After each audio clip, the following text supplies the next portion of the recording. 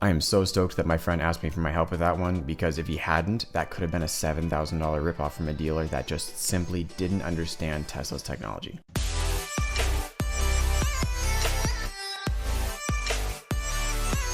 Hi, Brandon Driver here with Electric Auto Squad. I've had a few people come to me so far this year and ask for help looking for a used Tesla. And it has come to my attention rather abruptly that nobody out there knows what they're talking about in the used market. And people are putting listings up wrong. People don't even have proper specs on their cars.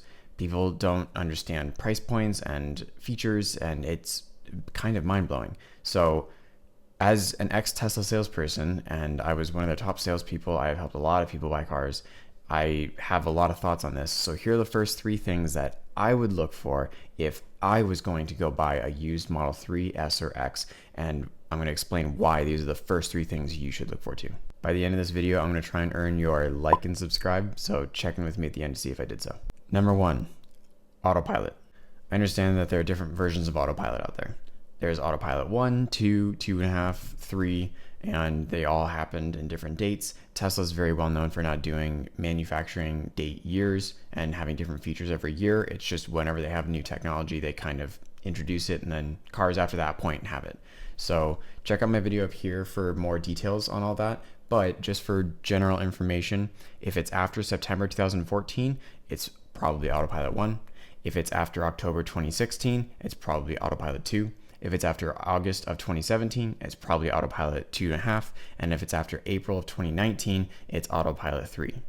And you can actually check, there's a manufacturing sticker on the driver's side door of the vehicle. If you're looking at a used Tesla and they don't already have that sticker on there, you can usually request them to send you a photo, and you can see right up there in the top left corner when the vehicle was made. Literally just a week ago, I had a friend send me a message and ask for some help looking at a used Tesla he was considering purchasing, and they had the listing wrong, meaning they listed that the vehicle had full self-driving, and he was stoked out of his mind. He thought this was a great deal, and it would have been.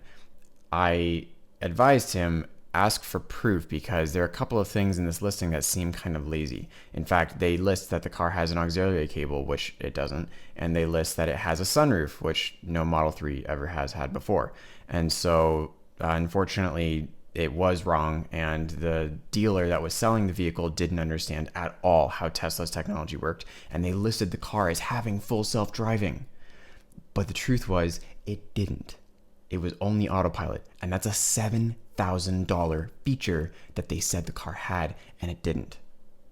That's unfortunately really bad, and I'm really glad that this friend talked to me first, because that could have gone very, very bad very fast. Sorry, Dylan. I am so stoked that my friend asked me for my help with that one, because if he hadn't, that could have been a $7,000 ripoff from a dealer that just simply didn't understand Tesla's technology. Buying a used Tesla is not easy. Please send me a DM if you need help.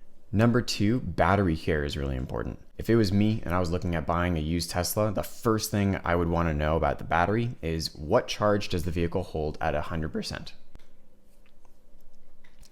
Teslas, unfortunately, are known to lose a little bit of range immediately when you first start driving them, and then slowly over time, they'll start losing more range. But it depends also on how the car was handled. You can be really, really bad at taking care of your battery, or you can be really, really good at taking care of your battery. And owners cover a wide range in between. I'm like 95% certain that the mic can hear you eating, kitty.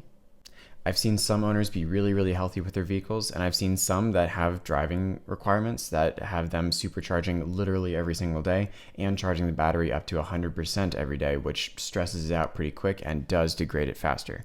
So I would want to know if the car is rated for 295 miles like a 100D Model X's, and it's only getting 250 miles on a full charge, that would make me think that the last owner wasn't handling it very well. And there might be other issues, or just simply I'm buying a car that doesn't get the full range that it used to. A couple other questions you can ask as follow-up to that is you can ask them how often it was supercharged from the last owner. You can also, when the last time was that they did a battery memory reset, which is a process where you can charge the car down low, let it rest for a little bit, and then back up, and it kind of resets the memory of the battery for where it's charged at, and it gives you a much more accurate reading. It helps the battery management system to understand better what the true range of your car actually is. Third, tires. Yes. Teslas are fast, and it's very tempting to want to punch it every time you can. This isn't a huge point of contention, but I would still really like to know how the last driver handled the car. And if the car has 20,000 miles on it and it's been through one set of tires, not a huge point of concern. If it's been through 10 set of tires, bro, what were you doing in your car? And I have known of more than one person who has bought a performance Tesla and then gone through tires once a month. And that's extreme. Those are also people that probably have taken it to a track on the regular. And it is a very fun vehicle to take on the track, but it will run down your tires fast. And by theory of relativity, then you've got other issues probably that will be happening eventually.